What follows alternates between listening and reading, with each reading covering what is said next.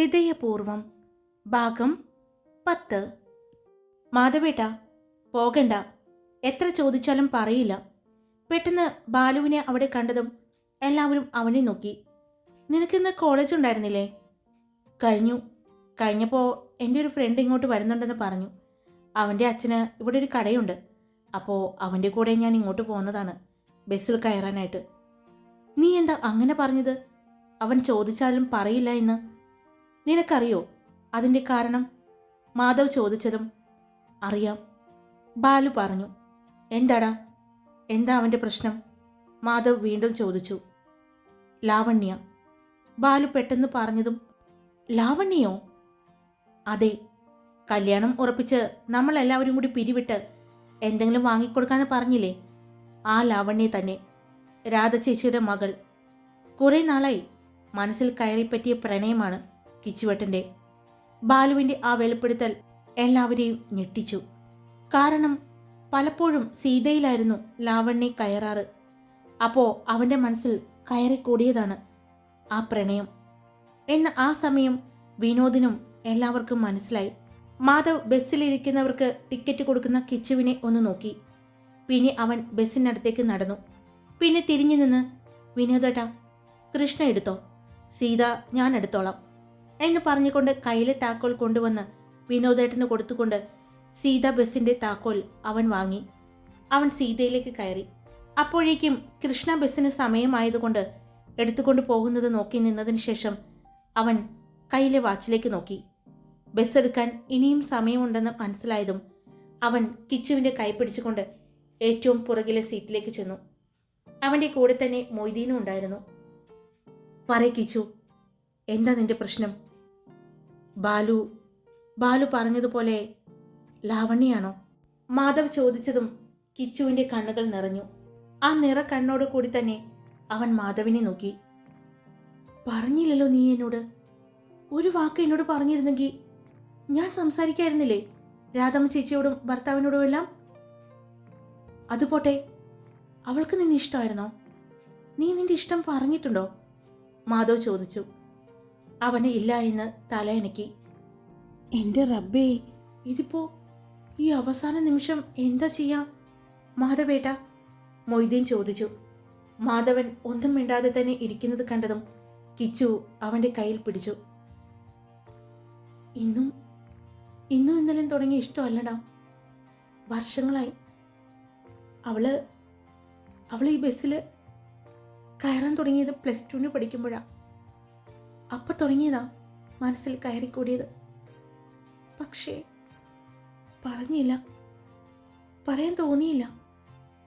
കുറച്ചുകൂടി കഴിഞ്ഞിട്ട് അവളുടെ വീട്ടിൽ ചെന്ന് സംസാരിക്കാമെന്ന് കരുതിയത്. പക്ഷേ ഇതിപ്പോൾ പ്രതീക്ഷിക്കാതെ വന്ന വിവാഹാലോചനയാണ്. പെട്ടെന്ന് ഒരാഴ്ചയായിട്ടുള്ളൂ. ആ ചെക്കനെന്തോ പുറത്തേക്ക് പോകണമെന്നോ, അതുകൊണ്ട് പെട്ടെന്ന് കല്യാണം നടത്തണമെന്നൊക്കെ കേട്ടു. പെട്ടെന്നായതുകൊണ്ട് എനിക്ക് ഒന്നും ചെയ്യാൻ പറ്റിയില്ല. എനിക്ക് അവളെ അത്ര ഇഷ്ടമാണ് മാധവ. നഷ്ടപ്പെടുന്ന ഓർക്കുമ്പോൾ സഹിക്കാൻ പറ്റുന്നില്ല. നിനക്കറിയാലോ, എനിക്കുണ്ട് ഒരു പെങ്ങള്. അതുകൊണ്ട് പ്രണയം പറഞ്ഞ് പുറകെ നടക്കാനൊന്നും എനിക്ക് താല്പര്യം ഉണ്ടായിരുന്നില്ല. നേരിട്ട് വീട്ടിൽ ചെന്ന് ആലോചിക്കാമെന്ന് കരുതിയത്. ഇതിപ്പോ ഒന്നും ചെയ്യാൻ പറ്റാതെയായിപ്പോയി. എനിക്ക് പറയാനുള്ള സമയം കിട്ടിയില്ല, അതാണ്. കിച്ചു പറഞ്ഞു. ദേ കിച്ചുവേട്ടാ, ഞാനൊരു കാര്യം പറഞ്ഞേക്കാം. സമയം കിട്ടിയില്ല എന്നൊന്നും പറയാൻ നിൽക്കരുത്. ആ കുട്ടി +2 പഠിക്കുമ്പോഴാണ് നിങ്ങളുടെ മനസ്സിലേക്ക് കയറിയതെന്ന് നിങ്ങൾ പറഞ്ഞില്ലേ? ആ കുട്ടി +2 കഴിഞ്ഞിപ്പോൾ 4 വർഷത്തോളമായി. ഈ 4 വർഷത്തിൽ എപ്പോഴെങ്കിലും നിങ്ങൾക്ക് നിങ്ങളുടെ മനസ്സിലുള്ളത് ഒന്ന് സൂചിപ്പിക്കാമായിരുന്നു. അങ്ങനെയാണെങ്കിൽ ആ കുട്ടിയുടെ മനസ്സിൽ എന്താണെന്ന് അറിയുകയും അത് കാത്തിരിക്കുകയും ചെയ്യുമായിരുന്നില്ലേ? എന്നിട്ട് സമയം കിട്ടിയില്ല എന്ന്. ഇത്ര വർഷം പോരെ നിങ്ങളുടെ മനസ്സിലുള്ള പ്രണയം പറയാൻ, ഇഷ്ടം പറയാൻ? മൊയ്തീൻ അല്പം ദേഷ്യത്തിൽ ചോദിച്ചതും ഒരു പകപ്പോടെ മാധവനും കിച്ചുവും അവനെ നോക്കി. ശരിയല്ലേ മാധവേട്ട, ഇത്രയും നാളും പറയാതിരുന്നിട്ട് ഇപ്പോൾ ഈ മനുഷ്യൻ നീറുന്നത് കാണുമ്പോൾ ദേഷ്യം വരികയാണ് എനിക്ക്. നമ്മൾക്ക് ഒരാളോട് ഇഷ്ടം തോന്നിയാൽ അത് തുറന്ന് പറയണം, അല്ലാതെ മനസ്സിൽ ഒളിപ്പിച്ചു വെച്ചാ അതെങ്ങനെയാ അവരറിയുക? അപ്പോൾ ഇതുപോലെ ഏതെങ്കിലും ആമ്പിള്ളേര് വന്ന് അവരെ കല്യാണം കഴിച്ചു കൊണ്ടുപോകുമ്പോൾ ഇതുപോലെ ഇരിക്കാനേ പറ്റൂ എന്ന് പറഞ്ഞുകൊണ്ട് മൊയ്തീൻ അവിടെ നിന്നും ഇറങ്ങിപ്പോയതും കിച്ചു അപ്പോഴും നിറ കണ്ണോടെ അവൻ പോകുന്നത് നോക്കിയിരുന്നു. മാധവൻ കിച്ചുവിനെ ഒന്ന് നോക്കി. നിറകണ്ണോടെ ഇരിക്കുന്ന അവനെ എന്ത് പറഞ്ഞ് ആശ്വസിപ്പിക്കണം എന്ന് പോലും ആ സമയം മാധവന് തോന്നിയില്ല.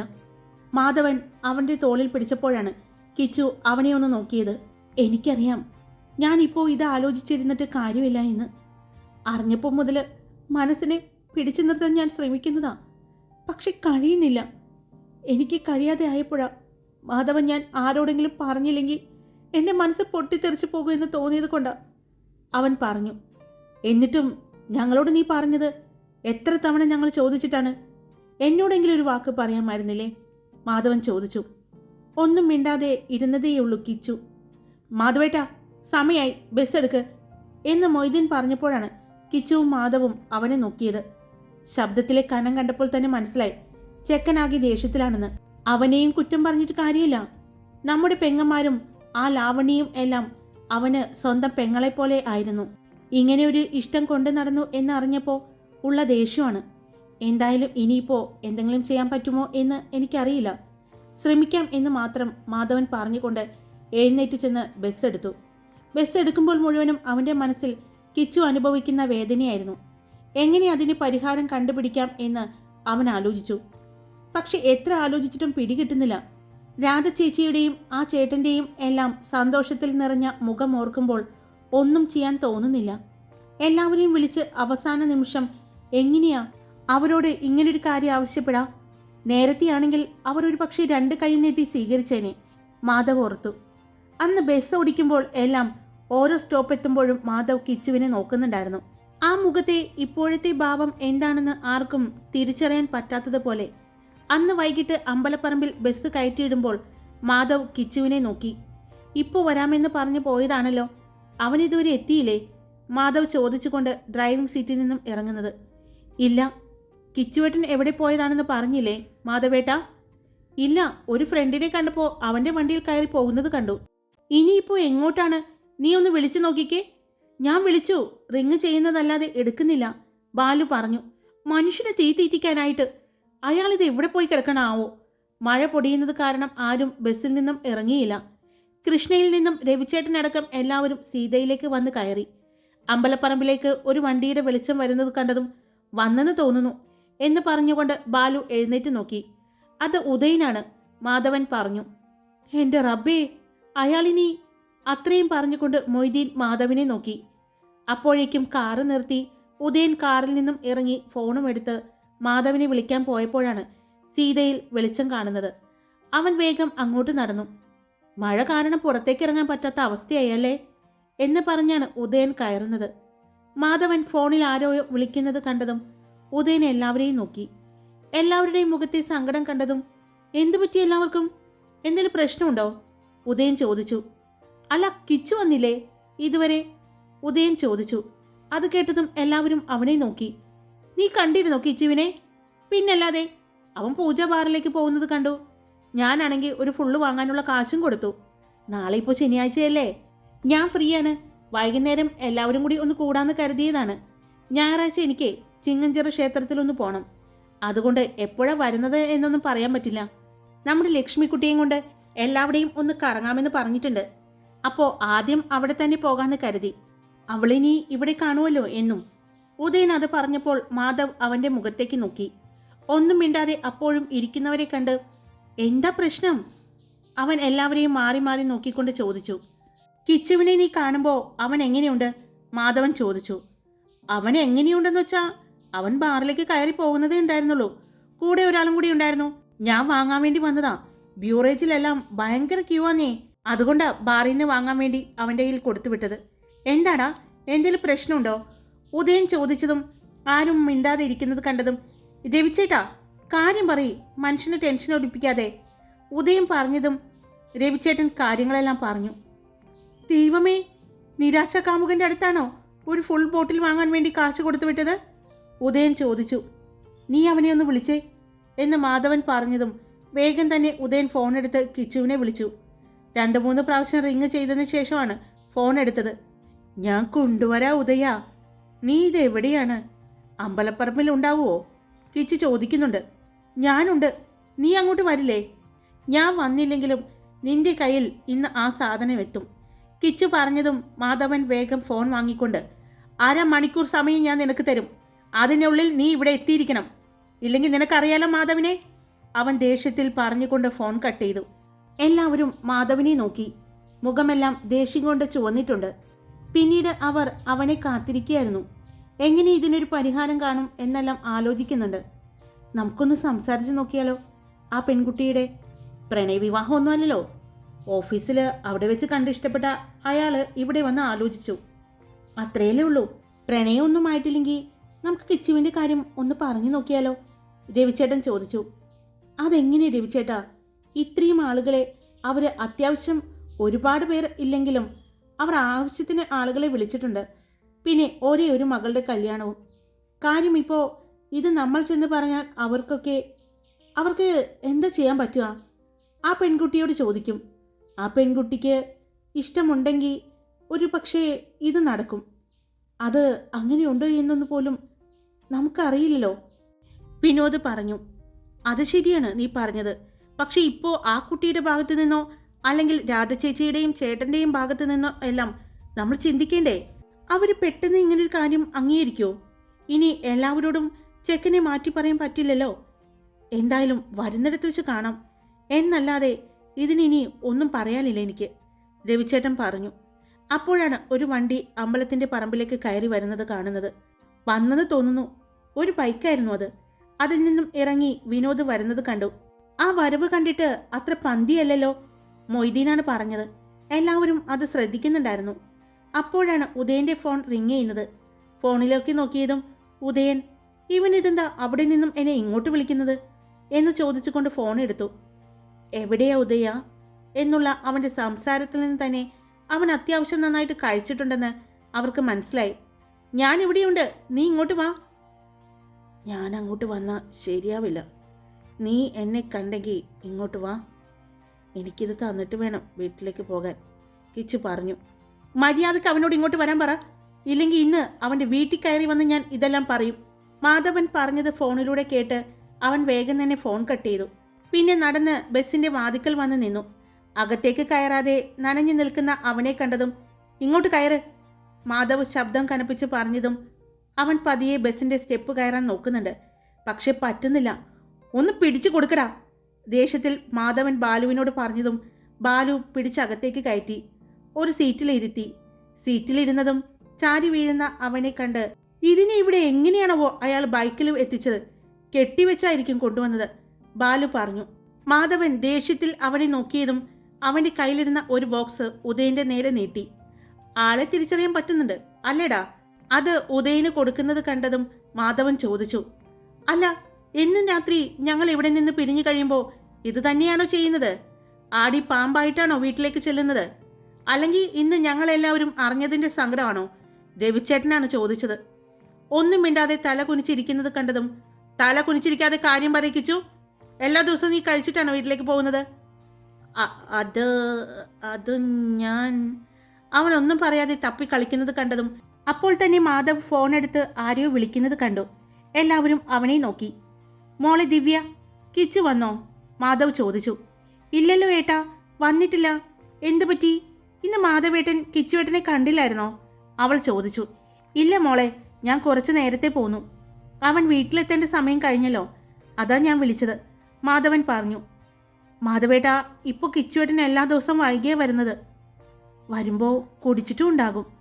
അവൾ പറഞ്ഞത് കേട്ട് പെട്ടെന്ന് മാധവൻ ഫോൺ കട്ട് ചെയ്തുകൊണ്ട് എഴുന്നേറ്റ് കിച്ചുവിൻ്റെ കവിളിൽ ആഞ്ഞടിച്ചു. അവൻ്റെ ആ പ്രവൃത്തി ആരും പ്രതീക്ഷിച്ചിട്ടുണ്ടായിരുന്നില്ല. മാധവ്, നീ ഇതെന്താ കാണിക്കുന്നത് എന്ന് ചോദിച്ചുകൊണ്ട് ഉദയൻ മാധവനെ പിടിച്ചു. പിന്നെ ഇവന് ഞാൻ എന്താ ചെയ്യേണ്ടത്? ഇവൻ ഈ കുടിച്ചിട്ടല്ല ആണത്തം തെളിയിക്കേണ്ടത്. മനസ്സിൽ ഒരാളോട് ഇഷ്ടം തോന്നിക്കഴിഞ്ഞാൽ അത് തുറന്ന് പറയാൻ പറ്റണം. അല്ലെങ്കിൽ ആ പണിക്ക് പോകരുത്. അല്ലാതെ പ്രണയം നഷ്ടപ്പെട്ടു എന്ന് പറഞ്ഞ് നിരാശാകാമുകൻ കളിച്ച് മദ്യപിച്ച് നടക്കുകയല്ല ചെയ്യേണ്ടത്. ഇവൻ എല്ലാ ദിവസവും മദ്യപിച്ച് ചെല്ലുമ്പോൾ നമ്മുടെ ഒപ്പം കൂടിയിട്ടായിരിക്കും ചെല്ലുന്നത് എന്നല്ലേ അവൻ്റെ വീട്ടുകാർ കരുതുന്നത്? നമ്മൾ വല്ലതും അറിഞ്ഞിട്ടുണ്ടോ? മാധവൻ ചോദിച്ചു. എല്ലാവരും കിച്ചുവിനെ നോക്കി. ഒന്നും മിണ്ടാതിരിക്കുന്നത് കണ്ടതും, ഞാനൊരു കാര്യം പറയാം കിച്ചു, അവർ പാവങ്ങളാണ്. പാവങ്ങൾ എന്ന് പറഞ്ഞാൽ സാധാരണക്കാരിൽ സാധാരണക്കാർ. ആ ചേച്ചി എല്ലാ വീടുകളിലും ചെന്ന് പണിയെടുത്താണ് ആ മകളെ പഠിപ്പിച്ച് ഈ നിലയിൽ എത്തിച്ചത്. ആ ചേട്ടനെ നിനക്കറിയാലോ, അത്രയും ദുരിതം അനുഭവിക്കുന്നവരാണ്. അവർക്ക് മറ്റൊരു ദുരന്തം നീ സമ്മാനിക്കരുത്. ആ കുട്ടി എങ്ങനെയെങ്കിലും ജീവിക്കട്ടെ. നിനക്കിഷ്ടമാണെങ്കിൽ, നീ അതിനെ പ്രണയിച്ചിട്ടുണ്ടെങ്കിൽ അതിനെ വേദനിപ്പിക്കാതെ മാറിക്കൊടുക്ക്. അത്രയും പറഞ്ഞുകൊണ്ട് മാധവൻ അവിടെ നിന്നും ഇറങ്ങി. ആ മഴയത്ത് അവൻ ഇറങ്ങിപ്പോകുന്നത് എല്ലാവരും വണ്ടിയിൽ ഇരുന്ന് തന്നെ നോക്കി. അവൻ്റെ ബുള്ളറ്റ് സ്റ്റാർട്ടാവുന്നതും അതിൻ്റെ വെളിച്ചം അവിടെ പരക്കുന്നതും എല്ലാം കണ്ടു. വണ്ടി ഓടിച്ചു പോകുമ്പോൾ എല്ലാം മാധവിൻ്റെ മനസ്സിൽ കിച്ചുവിൻ്റെ ആ പ്രണയം പറച്ചിലായിരുന്നു. +2 മുതൽ തുടങ്ങിയ പ്രണയമായിരുന്നു എന്ന്. 4 വർഷത്തോളം അവൻ ആരോടും പറയാതെ മനസ്സിൽ കൊണ്ടു നടന്ന അവൻ്റെ പ്രണയം, അത് നഷ്ടപ്പെടുമ്പോഴുള്ള വേദന അവൻ ഒരുപാട് അനുഭവിക്കുന്നുണ്ടെന്നറിയാം. പക്ഷേ ഒന്നും ചെയ്ത് തനിക്ക് അവനെ ഇപ്പോൾ സഹായിക്കാൻ പറ്റില്ല. അതുകൊണ്ട് താൻ ഇങ്ങനെ പെട്ടെന്ന് ദേഷ്യപ്പെട്ട് ഇറങ്ങിപ്പോന്നത്. ഇനിയും അവൻ്റെ സങ്കടം കണ്ടുകൊണ്ടിരിക്കാൻ പറ്റില്ല. പ്രണയം അതൊരു മനുഷ്യനെ എത്രത്തോളം വേദനിപ്പിക്കുമെന്ന് കിച്ചുവിലൂടെ കണ്ടറിയുകയായിരുന്നു മാധവൻ. എങ്ങനെ പരിഹാരം കണ്ടെത്താം എന്നാലോചിച്ച് അവൻ്റെ വണ്ടി വീടിൻ്റെ മുന്നിലേക്ക് വന്ന് നിർത്തുമ്പോൾ ഇന്നലെ കേട്ടതുപോലെ തന്നെ ആ മുറിയിൽ നിന്നുള്ള ഒരു പ്രണയഗാനം അവൻ കേട്ടു. വണ്ടി പോർച്ചിലേക്ക് നിർത്തുമ്പോൾ അവൻ്റെ കണ്ണുകൾ കർട്ടൻ പാറിക്കളിക്കുന്ന ആ ജനാലയിൽ ആയിരുന്നു. വെളിച്ചമുണ്ട് ആ മുറിയിൽ, പക്ഷെ ആരെയും കാണാൻ പറ്റുന്നില്ല. പക്ഷേ മനോഹരമായ ഒരു പാട്ട് അതിലൂടെ ഒഴുകി വരുന്നത് അവൻ അറിഞ്ഞു. അവൻ ബുള്ളറ്റിൽ നിന്നും ഇറങ്ങി വരാന്തയിലേക്ക് കയറുമ്പോൾ അമ്മയെ കണ്ടു. എൻ്റെ മാധവേ, നിനക്ക് ആ കോട്ടിടാൻ പാടില്ലേ? രാവിലെ കോട്ടിട്ടുകൊണ്ടല്ലേ പോകുന്നത്? തിരിച്ചു വരുമ്പോഴും അതുപോലെ തന്നെ ഇട്ട എന്താ നിനക്ക് എന്ന് ചോദിച്ചുകൊണ്ട് അമ്മ തല തുടച്ച് കൊടുക്കുന്നുണ്ട്. അങ്ങനെ ഇട്ട് വന്ന ഇതുപോലെ എൻ്റെ അമ്മ തല തുടച്ച് തരില്ലല്ലോ. അവൻ ചിരിയോടെ പറഞ്ഞു. മതി, പോയി കുളിച്ചിട്ട് വാട ചക്ക എന്ന് പറഞ്ഞ് അമ്മ അവനെ അകത്തേക്ക് കയറ്റി വിട്ടതും മാധവ് പടികൾ കയറി മുകളിലേക്ക് ചെന്നതും മുറിയിലെ ജനാലയിലേക്കാണ് അവൻ പോയി നിന്നത്. രാവിലെ പോകുമ്പോൾ തുറന്നിട്ട് പോയതാണ്. അതുകൊണ്ട് തന്നെ മുറിയിലാകെ നല്ല തണുപ്പാണ്. ജനാലയിൽ ചെന്ന് നിന്ന് അവൻ ഷർട്ടിൻ്റെ ബട്ടണുകൾ അഴിക്കുമ്പോഴാണ് ആ റൂമിൽ അവളെ കാണുന്നത്. പതിവ് പോലെ തന്നെ കുളി കഴിഞ്ഞ് മുടി അഴിച്ചിട്ട് ഒരു ഭാഗത്തേക്ക് മുഴുവനായും ഇട്ടുകൊണ്ട് കസേരയിലിരുന്ന് മേശയിൽ വച്ചിരിക്കുന്ന ബുക്കിൽ എന്തൊക്കെയോ നോക്കിക്കൊണ്ട് താടിക്ക് കൈ കൊടുത്തുകൊണ്ടിരിക്കുകയാണ്. പാട്ട് കേൾക്കുന്നുണ്ട് അപ്പോഴും റൂമിൽ നിന്നും. അവൻ അല്പസമയം നോക്കി നിന്നു. അവൾ എന്തൊക്കെയോ ബുക്കിൽ കുറിക്കുന്നത് അവൻ കണ്ടു. അപ്പോഴാണ് രാവിലെ സാന്ദ്ര പറഞ്ഞ കാര്യങ്ങളെല്ലാം അവൻ്റെ മനസ്സിലേക്ക് വന്നത്. എന്തൊക്കെയോ പ്രശ്നങ്ങൾ അവൾക്ക് ചുറ്റുമുണ്ട്, അതുകൊണ്ടാണ് അവൾ ഇങ്ങോട്ട് വന്നത് എന്ന് അവന് തോന്നി. അവൾ തിരിഞ്ഞ് വാതിക്കലേക്ക് നോക്കുന്നതും ആരോടോ എന്തോ പറയുന്നതും അവിടെ നിന്നും എഴുന്നേറ്റ് പോകുന്നതും അവൻ കണ്ടു. അതിനുശേഷമാണ് അവൻ ചെന്ന് വാഷ്റൂമിലേക്ക് കയറിയത്. ഹായ്, എല്ലാവരും സുഖമായിട്ടിരിക്കുന്നോ? ഞാൻ സുഖമായിട്ടിരിക്കുന്നു. പുതിയ സ്റ്റോറിയെക്കുറിച്ചുള്ള ഒരു അഭിപ്രായം പറയുന്നേ. ഇഷ്ടപ്പെടുന്നില്ലേ ഈ സ്റ്റോറി? ഇഷ്ടപ്പെട്ട അതൊന്ന് കമൻറ്റ് ചെയ്യുന്നേ. അപ്പോൾ ഇഷ്ടപ്പെട്ട ലൈക്കും ചെയ്യണം, ഹൈപ്പ് ചെയ്യണം, നിങ്ങളുടെ അഭിപ്രായങ്ങൾ കമൻറ്റ് ചെയ്യണം. സബ്സ്ക്രൈബ് ചെയ്യാതെ കേൾക്കുന്നവരുണ്ടെങ്കിൽ സബ്സ്ക്രൈബ് ചെയ്ത് സപ്പോർട്ട് ചെയ്യുക. Love you all. It's me Karthika.